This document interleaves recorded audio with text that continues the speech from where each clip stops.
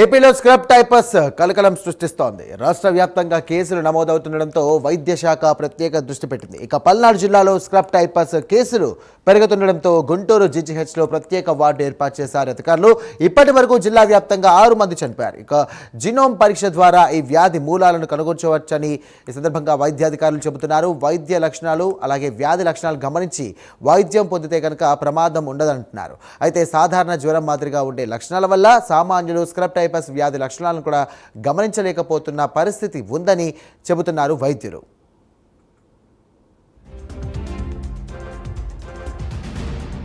ఇదే అంశానికి సంబంధించి మరిన్ని డీటెయిల్స్ అందించడానికి మా కరెస్పాండెంట్ రవికృష్ణ సిద్ధంగా ఉన్నారు. రవికృష్ణ, చెప్పండి, ఏంటి గుంటూరులో పరిస్థితి దారుణంగా ఉన్నట్టుగా తెలుస్తోంది.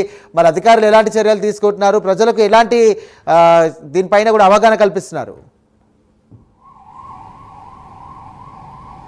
సాయిరామ్, ఏదైతే ఈ స్క్రబ్ టైఫస్ అనేటువంటి వ్యాధి వచ్చి మాత్రం గుంటూరు జిల్లాకు సంబంధించి ప్రధానంగా కూడా పల్నాడు జిల్లాకు సంబంధించిన 5, అదేవిధంగా కూడా గుంటూరు జిల్లాకు సంబంధించి ఒకరు కూడా మృతి చెందడం జరిగింది. ఈ స్క్రబ్ టైఫస్ వ్యాధి అనేది ఒక చిన్న క్రిమి ద్వారా వచ్చేటువంటి పరిస్థితులు. ఇటువంటి సందర్భంలో ముఖ్యంగా కూడా గ్రామీణ ప్రాంతంలో అయితే మాత్రం ఈ క్రిమి కనపడుతూ ఉంటుంది. ఈ క్రిమి కుట్టడం ద్వారా ఏంటంటే అసలు 11 రోజుల పాటు ఎటువంటి సింప్టమ్స్ కూడా కనపడవు. ఆఫ్టర్ 11 days ముఖ్యంగా కూడా అక్కడ దద్దుర్లు రావటం, అదేవిధంగా కూడా శరీరంపై మచ్చలు రావటం, విపరీతమైనటువంటి ఈ జ్వరము, అలాగే ఒళ్ళు నొప్పులు రావడంతో ఈ వ్యాధి వచ్చినట్టుగా కూడా నిర్ధారించుకోవాలని చెప్పి ఇప్పటికే మెడికల్ అధికారులు ఎవరైతే ఉన్నారో వాళ్ళు చెప్తూ ఉన్నారు. ప్రధానంగా కూడా పల్నాడు జిల్లాకు సంబంధించి ఒక 4 రోజుల క్రితం అయితే మాత్రం 2 మృతి చెందారు. నిన్నైతే 2 మృతి చెందడం జరిగింది. టోటల్గా కూడా గుంటూరుకు తెనాలి ప్రాంతానికి సంబంధించి మరొకరు మృతి చెందారు. ఇట్లా టోటల్గా కూడా మొత్తం 6 మంది కూడా మృతి చెందారు. ఈ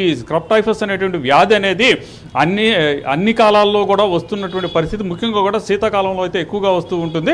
ప్రధానంగా ఇది ఫ్లూ జ్వరం ఎలా వస్తుందో, డెంగీ వ్యాధి ఎలా వస్తుందో అలాంటిదని వైద్య అధికారులు అయితే చెప్తున్నారు. ప్రధానంగా ఈ వ్యాధికి సంబంధించి ఇప్పటికే ఈ వ్యాధి బారిన ఒక రాష్ట్రం వ్యాప్తంగా కూడా 2,000 మంది పైగా కూడా ఈ స్క్రబ్ టైఫస్ వ్యాధితో గురైనట్లుగా కూడా తెలుస్తూ ఉంది. ప్రధానంగా రాష్ట్ర వ్యాప్తంగా కూడా ఇప్పటికే ఈ స్క్రబ్ టైఫస్ వ్యాధితో 12 మంది మృతి చెందినటువంటి నేపథ్యంలో వైద్య అధికారులు అయితే మాత్రం దీని మీద పూర్తిగా కూడా కాన్సన్ట్రేట్ చేశారు. నిన్నైతే మాత్రం ఎవరైతే మెడికల్ కమిషనర్ వీరపాండ్యన్ ఉన్నారో ఆయన అయితే మాత్రం ప్రత్యేకంగా కూడా డాక్టర్లతో మాత్రం సమావేశాన్ని ఏర్పాటు చేశాడు. ప్రధానంగా దీనికి సంబంధించి స్క్రబ్ టైఫస్ అనేటువంటి వ్యాధి అది మళ్ళీ రీజనరేట్ అవడానికి కారణం ఏంటి అనేది తెలుసుకోవడానికి ఆయన అయితే మాత్రం ప్రధానంగా జీనోమ్ టెస్ట్ని చేస్తున్నట్లు కూడా చెప్పారు. ఏదైతే దీనికి సంబంధించిన శాంపిల్స్ ఉన్నాయో ఆ శాంపిల్స్ మొత్తాన్ని కూడా జీనోమ్ ల్యాబ్లకి పంపిస్తారు. పంపించిన తర్వాత దాన్ని సైక్లింగ్ చేసి దాని ద్వారా అసలు ఈ స్క్రబ్ టైఫస్ వ్యాధి తిరగబెట్టడానికి కారణం ఏంటి అనే దాని మీద ఒక అవగాహనకు వస్తామని వీరపాండ్యన్ అయితే చెప్పినటువంటి పరిస్థితులు అయితే కనపడినాయి. ప్రధానంగా కూడా గుంటూరు జీజీహెచ్కి సంబంధించి గుంటూరు జీజీహెచ్లో ప్రత్యేకమైనటువంటి స్క్రబ్ టైఫస్ వ్యాధికి సంబంధించి ఒక వార్డుని అయితే ఏర్పాటు చేశారు. ఈ వ్యాధితో వివిధ ప్రాంతాల నుంచి, అంటే ముఖ్యంగా జీజీహెచ్కి సంబంధించి ఇక్కడ ఉన్నటువంటి పక్కన ప్రకాశం, నెల్లూరు నుంచి కూడా ఇక్కడికి ఏదైనా సరే ప్రధానమైనటువంటి కూడా ఇబ్బందికరమైనటువంటి వ్యాధులు వచ్చినటువంటి సందర్భంలో ఇక్కడికే వస్తారు. ఎందుకంటే ఫెసిలిటీస్ ఇక్కడ ఎక్కువగా ఉంటాయి. అదేవిధంగా కూడా ఇక్కడ ఎక్విప్మెంట్ కూడా ఎక్కువగా పరిస్థితుల నేపథ్యంలో ఇక్కడికి ఎక్కువగా కూడా వస్తూ ఉంటారు. ప్రతిరోజు 3,000 మందికి పైగా కూడా ఓపీ పేషెంట్లు ఇక్కడికి వస్తూ ఉంటారు. అదేవిధంగా కూడా ఏదైనా రేర్గా వచ్చేటువంటి వ్యాధులు ఏవైతే ఉన్నాయో వాటికి సంబంధించిన చికిత్స కూడా ఇక్కడ అందిస్తున్నటువంటి పరిస్థితులు అయితే ఉన్నాయి. ఈ నేపథ్యంలోనే ప్రజెంట్ అయితే మాత్రం ఈ స్క్రబ్ టైఫస్కి సంబంధించి ప్రత్యేక వార్డుని ఏర్పాటు చేశారు. ఈ వార్డులో ప్రజెంట్ అయితే మాత్రం 24 మంది ఉన్నట్లుగా కూడా తెలుస్తూ ఉంది. వీళ్ళకి ఎప్పటికప్పుడు వాళ్ళని అయితే మాత్రం వైద్యులు అయితే పర్యవేక్షిస్తూ ఉన్నారు. వీళ్ళకి సంబంధించినటువంటి బ్లడ్ శాంపిల్స్ తీసుకోవడం, అదేవిధంగా కూడా వాళ్ళకు ఉన్నటువంటి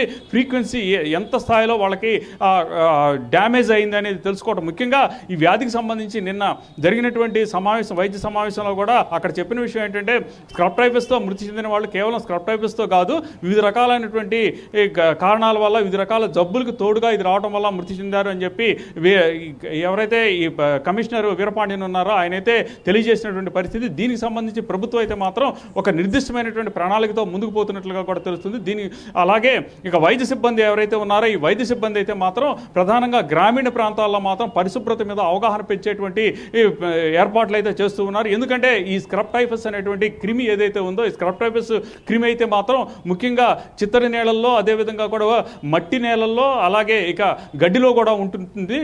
దీని కారణంగా ముఖ్యంగా కూడా వ్యవసాయం చేసుకునేటువంటి సందర్భంలో రైతులకు కానీ ఆడుకునే సందర్భంలో పిల్లలకు కానీ అటాక్ అయ్యేటువంటి పరిస్థితులు అయితే ఉంది.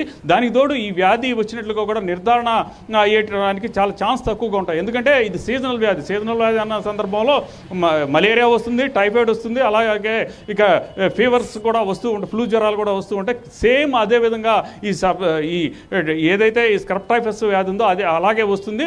వారం రోజుల పాటు కూడా విపరీతంగా కూడా జ్వరం వచ్చి 104 టెంపరేచర్ కూడా వచ్చేటువంటి పరిస్థితుల నేపథ్యం. దానితో పాటుగా కూడా శరీరంలో మాత్రం మచ్చలు ఏర్పడతాయి, అలాగే దద్దులు కూడా వస్తాయి. అది ఏంటంటే ఇక లోపల ఇంకొంచెం అడ్వాన్స్డ్ అయినటువంటి పరిస్థితి. ఇప్పుడు వచ్చినటువంటి కేసులన్నీ కూడా అడ్వాన్స్ అయిన స్థితిలోనే గుంటూరు జీజీహెచ్కి వచ్చినటువంటి సందర్భంలో ఇక్కడ దీనికి సంబంధించి మాత్రం ఇప్పుడైతే వాళ్ళకైతే వైద్యాన్ని అందిస్తూ ఉన్నారు. 6 అయితే మృతి చెందారు, మిగతా వాళ్ళకైతే మాత్రం వైద్యం అందిస్తూ ఉన్నారు. ఎటువంటి భయపడాల్సిన అవసరం లేదు. పరిశుభ్రతను పాటిస్తూతో పాటు జ్వరం వచ్చిన వెంటనే కూడా ఈ హాస్పిటల్స్కి వెళ్తాం. హాస్పిటల్కి వెళ్ళి టెస్టులు చేయించుకున్నట్టయితే మాత్రం ప్రాథమిక దశలో కనుక ఈ స్క్రబ్ టైఫస్ కనుక కనుక్కున్నట్లయితే మాత్రం ఎటువంటి ఇబ్బంది లేకుండా కూడా దీని నుంచి బయటపడవచ్చు అని చెప్పి వైద్యాధికారులు చెబుతున్నారు. Right, thank you Ravikrishna.